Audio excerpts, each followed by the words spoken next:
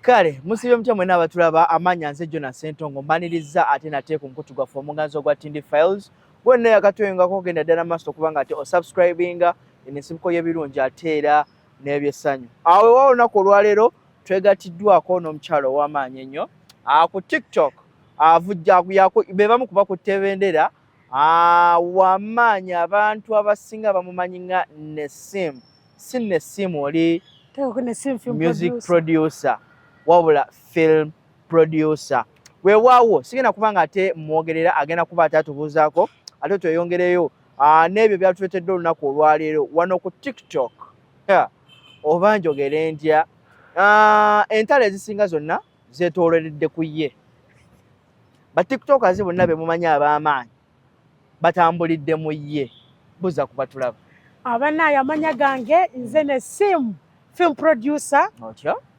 abatanjawula ku Nessim Pan mubeera mugamba Nessim musajja oba mukazi baleero kati kansube munda byamabere kwegali lwaki bakuyita omusajja bampita omusajja nsonga mbafaanana ofaanana abasajja faanana abasajja banaye kiba kiyoko okufaanana abasajja so abasinga bampita ssebo which is okay sibalinaako obuzibu okumpita omusajja sibalinaako obuzibu kasa kikusanyusa so abasinga obalanyo bampita nnyo omusajja most of my comments babere bangamba musajja mukazi twali tubalina Nessim musajja Nessim mukazi bulijjo kale gwe owulira otya nga bakuyita omusajja kuva buto munnaayo olaba abantu bajja bampita mulenzi I think mpaka we nateekako omubiri ola n'ekiro oba onsanze kizibu nnyo okuntegera mbu ndi mukazi mpaka ng'onsemberedde n'olaba amabeere abasinga otyo obadde okyaŋŋamba abantu badde bampita nnyo omusajja nze wali n'omupoliisi yankwata nga luzani musajja yankwatira eno mabega nakukwata nga akuviiridde mabega yanviira mabega nankwata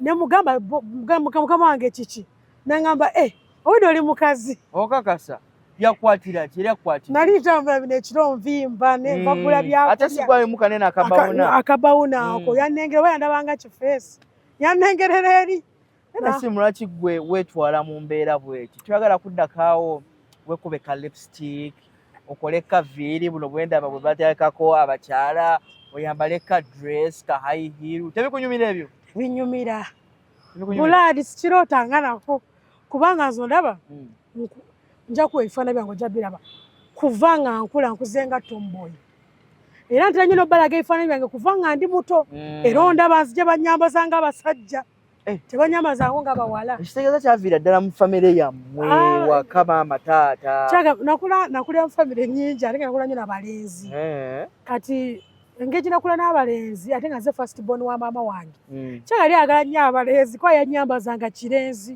nga banyambaza obukombi n'obufaanagana kati we nakula nayambalako sikaati mu ssekero naye nga munateeramu era empale nga tulwana bamu mu shoti awo nali boola nali nsamba omupiira nga ndi dansa kati nga nkuba nnyo ebyo ebinu okitegeera kati ebitoyakazi byakwemoola bakazi beemoola nnyo naawe ekitegeeza bukyangu oba tosigangako nakasige no bino maybe filters neziteekako lipstick nenekubyako akafaananyi kati nga sinabakola dreadlocks nalina omukyala nga yeegomba enviiri zange kati ng'azizannyamu nangamba wekubyewo olabe wofaanana n'abakazi naye ngera abikubayo leero ekyagenda okusanga nazzeeyo mu karakita so naye sambalangako kiteeteeyi mbu nentambula kubanga olunaku nayambala ekiteeteeyi ku mulimu baŋŋambako Nessim yambala ku kiteeteeyi ojje okole nenyambala ekiteeteeyi jona natambula okuva wansi gyenva okusula nga abantu baseka abakazi ba mwogo abacapati nga bagwa bugwi nga tekikunyumidde oba nga tebandabanga nako nga bagamba rasita yambadde biki bino tonyumye netugenda ku bosi wange ne baseka n'abakozi bosi nanga addayo yambala ebyoyambala ekitegeeza bali bakwita na rasita ku mulimu manya ku kitundu anti olw'enviiri zange oba enviiri zange zakabi kati of course obeera ne dreadlocks asinga batuyita ba Rastafarian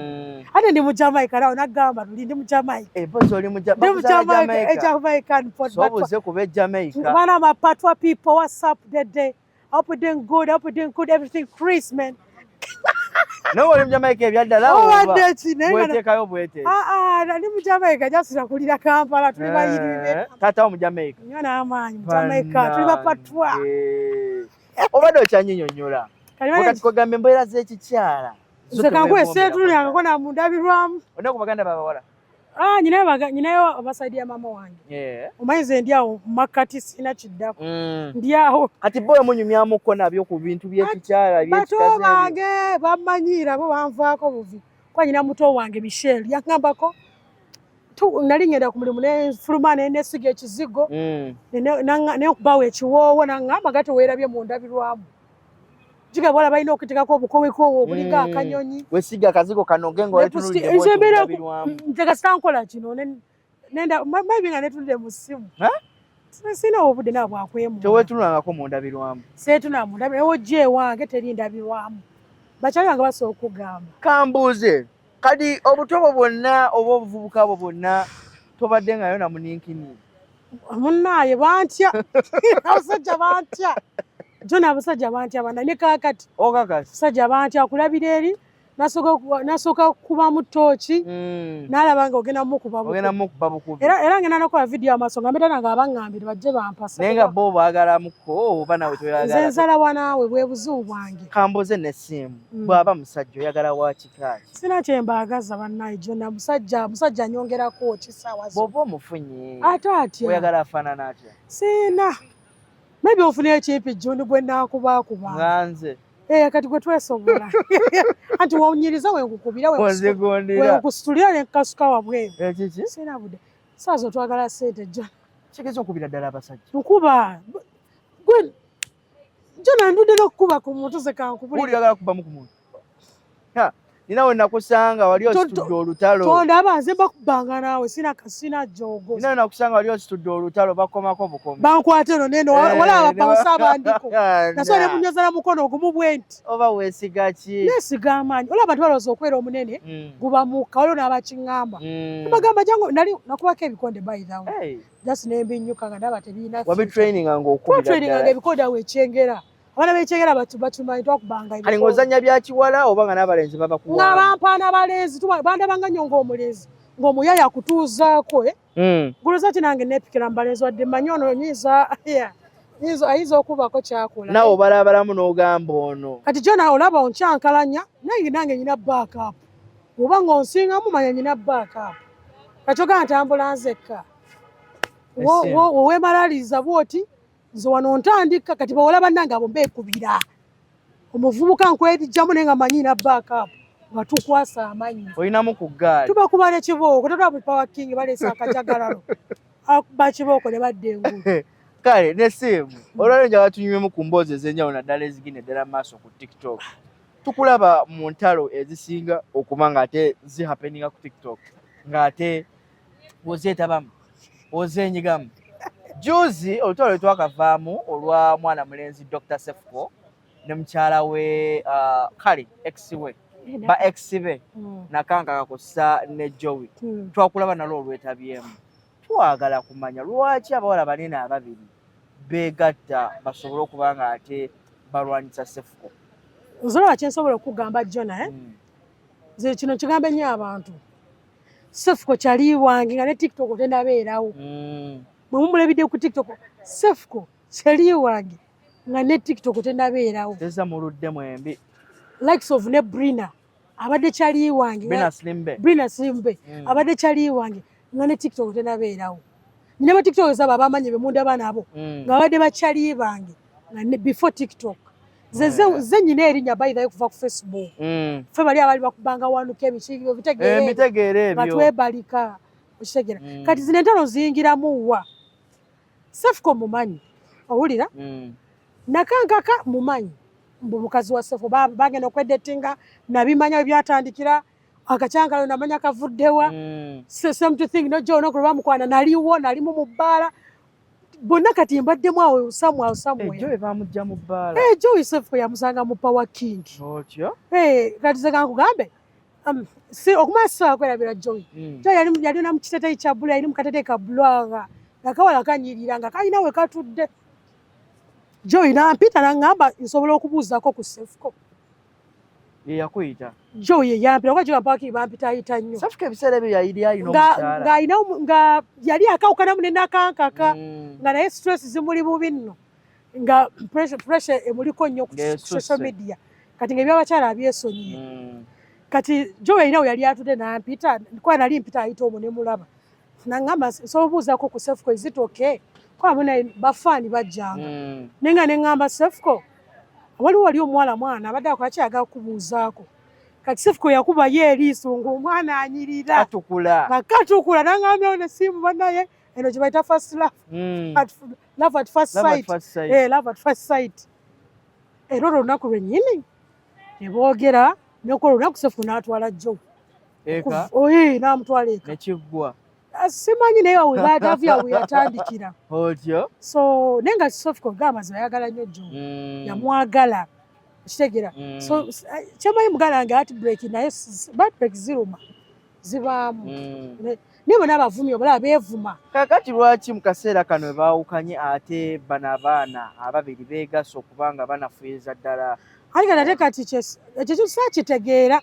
simanyi yawaani magezi naye okusinziira ku mboozi gye nawulira mbu waliwo byalimu ne 256 oyo atunda oba obuugi bwempuli obwageza Joe obwo bwageza Joe I think olutalo lwava ku mami 256 obuugi obutalo lwava ku buugi obutalo lwava ku buugi otyo obuugi nga bufuuse obuugi nange no banfera nange banguzako eddagala ly'okukogga nespendinga sente zange naye laba wenkyali nga nawe oyagala kukogga nga njagala kukogga naye batutomezza abantu naye sigendanga kuba mami 256 kunguza naye olutalo olwatandikira so I think bali boogera maybe Joy n'avaayo n'agamba nagula obuggya bwa mami 256 ne bungejesa nnyo amatama kati ate jjukira oli ambasada wa 256 kati mu kujja okudifendinga ate omanyi Sefco tebamunyigira mu ttooke nne lutandika kakota kati ye neebuuza nakanka ate yavaawa nakanka yali asirise ng'ali mu good marriage yalabanga mukyala munne bamunyigira mu ttooke anti ate kati woleeta Joy ne nakanka ka Joy za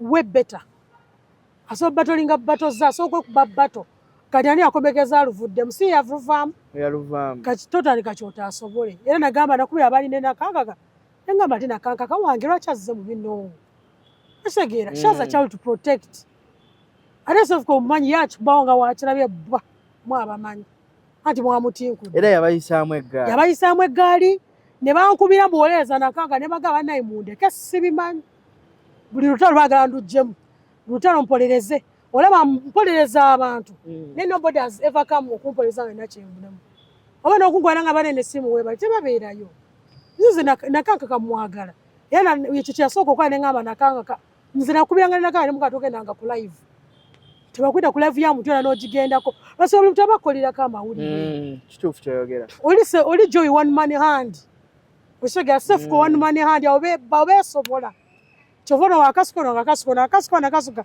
era natuuka nze kankumi nayogera bonna nayogera nabo neŋŋamba naayi Sefco todamufumba todamufumba Joey ne Sefco akigamba namusaa ku Power King ne mugamba Sefco ngwegalide todamufumba Joey todamukuvumba bawa Joy Hopkins oba Hopkins wamma kituufu ddala wamma oyo omwana kati yasalawo kugenda oyo ye bawa Joy oyo tamumulaba they are so proud nze banaye mbaagala munasonyiwa Sefco nasonyiwa nengeza kapo yabenkolera weyaga tolaba bali but they're going to get married even they are going to get now who is the man, who is the lady? bebamanyi kasa beyagala love is love beyagala Joy Hopkins beyagala oli bawa Joy kitegeera kati zo wenange wenfuna gwenkwana kyakaza abamusajja ndizaabafaanana kati of course Hopkins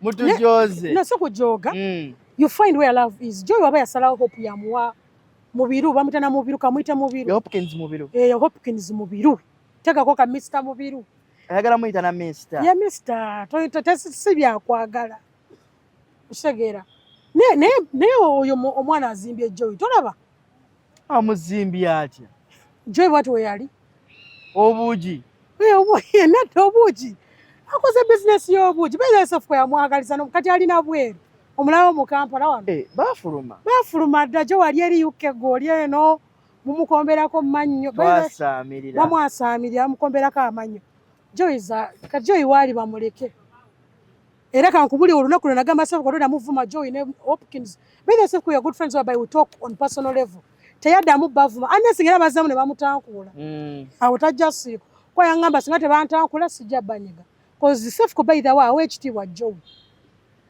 awekitiibwa Nakanka kyova luli abagamba Nakanka sijja kwogerako gwe kubanga otegeera Nakanka wala abantu bonna bajja namuga Nakanka tuwalize basonga balaba mbu kyali mu kweteekamu ali mu kwesula mu kinnya nze ndikyaliwa Nakanka kasisita kange ako nkaagala nnyo naye mulimu olutalo lwogenda okusitukiramu lukutuulemu kati lwali lutansoma otuulamu oyo mwana aliko mu depression okumala ebbanga gemazima eyo nga tuvuddeyo tuba tuli awo bwe twali tusuubira nti bagenda beerawo for such a long time ate things went wrong ne baba ate nga baawukanye ani Hezo ne Sefco.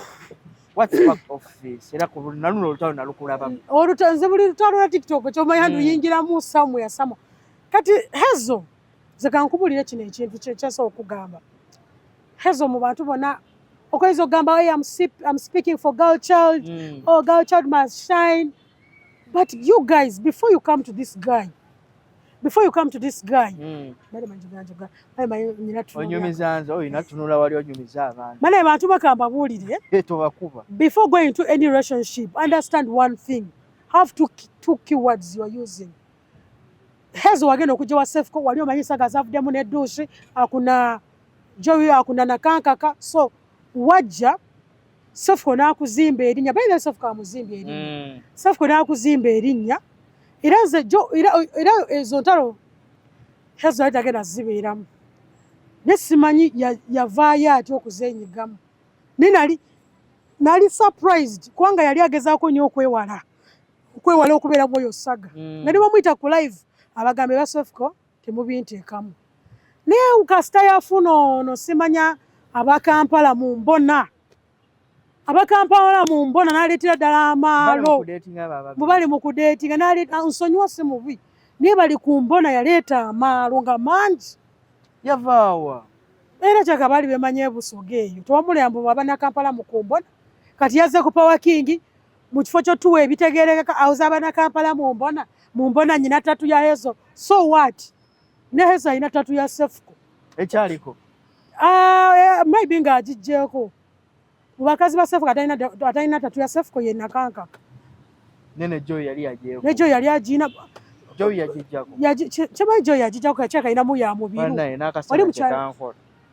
akasana ko kangi nange wedda nkalaba watusina dreadlock yange y'amaanyi ngirabayo ya mulembe bantu nababeera bangamba bakitokola looko bakitolookinga basiriwala bo balowooza eva kulookinga baagala kundoga omutwe gucankala nkyakunyumiza bali kumbona yajja yaerinnya ye yani namuze mumanyiko bali kumbona nali simumanyi ngeno labamu bali kumbona naze ku stage mu kifo ky'okwakitinga byazookola ali mu kuwoza nyina tatu ya Hezo atandise okuprovokinga Sefco Sefco yabaddewo Sefco yali yavuddewo dda naye singa yaliwo Sefco yali ajja mukubazi kankubuli yali atandise okuprovokinga Sefco ng'awoza mbu omukazi namubba kati woba wamubba so what esoko tubule Shoya Shumi yagenda etya Shoya Shumi ne bamwita Shumi Shoya Shumi Uncle Shumi the baddest star boy star girl uncle wange oyo shoti yatambudde bubi abantu bazze abantu yafunye si mu bubi kuba the way they organized things byabadde birimu badde bamucyankalanya mukazi wattu okitegeera kubanga Chumi yazze bambi Alia ne batuula balinda abantu nga bebajja kwa tiketi yali ya mitwalo 2 ati yaba omutwalo twali tuzaade zawedde ogasigaddewo zeebiri ku mulyango Chumi nga ddala okujja ku stage twabadde awo nga teri ayogera ba MC be yasasudde nga teri alina ku stage teri yazze teri obakubira amasimu tebakwata okitegeera nenkwata akazindaalo nengenda nekola obwa MC ku gundi ya Chumi era Chumi n'otanneebaza gwe twawukane n'abadde MC nani ne Mr. Ken Mr. Ken n'agamba kati nesimu gyatukole babiri nga nyina neesonyiwa n'abantu tobikolangako ndi MC naye omanyi okuyingira mu program nga togibaddeemu zomanyi nazze kukwata video tukire waka wange kumpi awo so nazze byange sizze ku show nzze kulaba nasasula ticket of course naye nali nze n'okukwata videos kikyadde kindeese otyo naye naye ndinza pungaze MC ne Mr. Ken kati later on matandise okwemusinga nebaza abantu okujja basasule mwebale kujja MC Chumi mulinde nga MC alabikaka wadde kikanga 2 nekozeko ne kikanga eyabadde ateekeddwa okubeerako ku show ng'alabika olwo nga jangamba nze official MC wano mpa omuzindaalo nga ngumuwadde ate annoonya mbuze Chumi talamakusasula sente zange ne mugamba Chumi nga sakole nange ne mugamba nze gwogamba nze manager kati ndiwede basaba nze sente za Chumi nze yadde manager wa Chumi muntuukira Chumi kino kimu bannaye management ya Chumi mwetereeze abantu abantu bazze yakikubye Chumi star wakuba comparing to the last time last time was more better I think Chumi lero yakitadde munyo maanyi kulanga naye kakabala yali kajuza naye era yakoze kubanga eyo bala ya Power King luli kale lyabooga luli yaboogesa naye lero bazze yakoze kitegeera naye just babadde performance how were the performances Chumi omulabi mukateete ka ready akabagole kenasinza okulaba yali mu kiteeteeyi ky'abagole twagitadde ne video nekuba akakadde akateeteeyi Power King aka ready yakakoleddemu gundi yadde ne Mary Butter love Mary Butter yadde ne Mary Butter bannaye naye banaye Chumi mulungi kyengezaako bagamba kintu kimu don't judge a book by its cover Chumi Sefco mubalabanga abavumba those niggas are good olaba nabo nga tebanaba kujja vuma Sefco baali tebamuwolerezangako baby wange tomuvuma baby wange kiro okitegezeza ogamba so which means Sefco is a good person until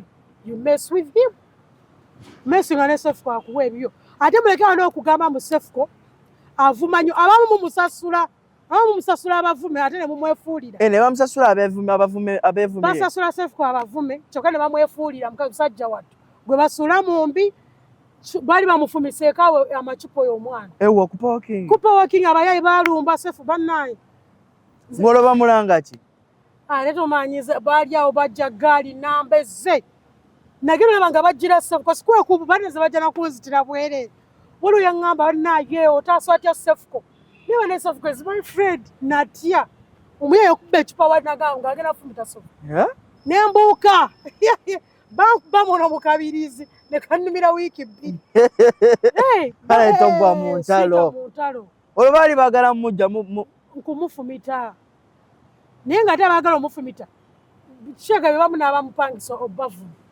kyekinyiiza mwana not everything they see on TikTok is real n'abantu balina okuzuukuka jona bajja kukuwalana naye ng'amazima kyebakuwalana si kituufu nze bansanga ne bagamba nesimu mukambwe misimu tayogera but when they talk to me ate nga bagamba naye nesimu oseka but I do laugh banaye nina ka video ke nalabye aka Uncle Chumi yawadde ku stage yambadde kadaali nasindika akaano olutwate ako ekimpi John kekani ako ka Joy ogamba ka Baby Joy yakandi kavuya kawala ka Chumi yakadoptinga Chumi yadoptinga omwana kamufaana nabalema yakazaala era mwana we omanyi Chumi alina abaana bangi ne Kagodo mwana we naye tamwinako Luganda naye mwana we godomulabe bene Chumi nalabirira abantu bangi nti mumulabiraawo bambi oyinza ogenda mu motoka ya Chumi nga balina we bali bonna ali mu bagulira byakulya siwo Chumi alina eggaali gy'alabirira ne Sefco mpuli abagamba mu Sefco avuga babeera nabo bonna abalabirira nno balinako nze banayeza byannema nze okwesombera abantu byannema kwaka nange singa bantakako akakuukuulu kyova entalo z'abantu nzibeeramu ate nziwangula lwansonga before nga sinaba kujja ku TikTok awo sooka nenoonyereza olwo olutalo simala gwogera kalebulwe sooka ne mulaba olaba bali bafunziza infostrat oli Dr. Alima nga tandise bankubirako so ne baŋŋamba tukulabye ng'owolereza infostrust yakuwadde meka tukutabolinge bagamba mbwe yakuwadde meka infotrust tukutabolinge bannange ebinene nga biri ku TikTok bali bankubira butukulabye jukira video nagikola mu infotrust bamuteeka mu musaga mukazi wattu zaatamanyi nga zikwasaganya ku ssente oyo omukyala n'obosendongo n'ogenda esaawa n'oyo omukyala nga takumanyi n'omugamba nsaba obuyambi abukuwa waba alina ssente nze oyo omukyala twakolerako mu geti emu nga balina ogundi abwe organization yali kola yali mu gate rumu baamala kumugamba oyo nno nesiimu naye sita nangamba nga teyeyi kubanga zinabeera ng'omu ndaba Phoebe yeetala TikTok omulala yali badde ku kamera buli kadakiika but me I have what they call self-respect. I respect even people's boundaries. Tomalaga yingirira abantu. Siyingirira abantu. Nze nali badde ndikodinga Jebbi ne mukazi buli lunaku kubanga balabanga. Nali badde ndikodinga Phoebe ne Bao naye buli lunaku kubanga balabanga. Okusobola okutrendinga. But me I have kye bayita self-respect. Kyova abantu abampa ekitiibwa sigamba bantu okuba bantu ajja bakuba abantu bampa ekitiibwa lwansonga nkyewa.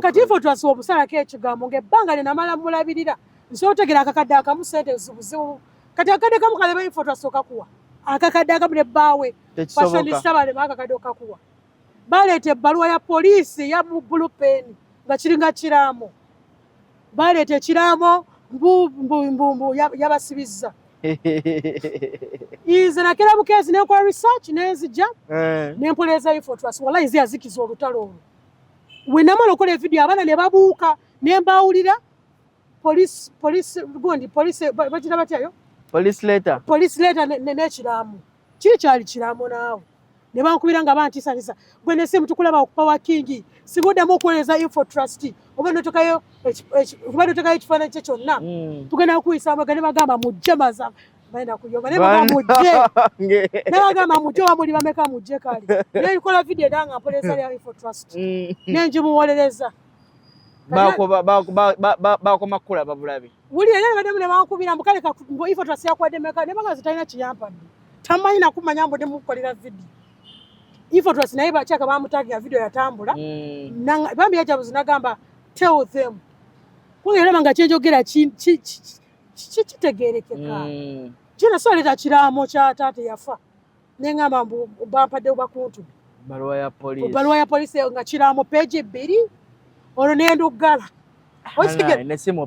Zaira Baby nayingira banagamba bule mwalivudde n'okuzaira Baby kubanga teri kyatugamba Zaira Baby Zaira Baby bamumanyidde nnyo bambi kati waliwo mulimu abambuuza lwaki enaku mpoleeza Zaira Baby nesuuleeza Nakanka is good she's doing great sina budde mukati bumuwolereza kwaba talina saga zaalimu ekirungi ne shege gyali alimu yagivuukamu mangu kati awo nesibiyingiramu but Zaira Baby abaana ebikazi ebikulu biri ku Zaira Baby mwana muto bane mwali badde mu appreciatinga ne mugana ne mubuuza okikola otya ng'amazima if I meet Zaira Baby so mubuuza mwana Zaira Baby business ozifuna otya connection ozifuna otya tomuvuma mulanga bavuma Zaira Baby obutini we bavuma nno obunene okubanza tebindya Katonda atonda welira kamereko toli kubantu diguliso tomanyi bakunyumiza gokoowa onakolya emirundi emeka munaalasi bwe buzibu bwange mbusirya naye ate ndya neeriisa bulungi